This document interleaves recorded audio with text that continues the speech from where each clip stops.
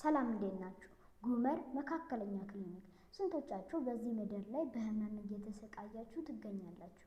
ጉመር መካከለኛ ክሊኒክ ለዚህ ነገር ፈጥኖ ደርሷል። አድራሻ አሸሜዳ ሰፈራ ገብርኤል ውስጥ ለውስጥ መውጫ። ስልክ ቁጥር በ0913 30 86 17 ወይም ደግሞ በ0913 78 86 58 ላይ ማግኘት ይችላሉ።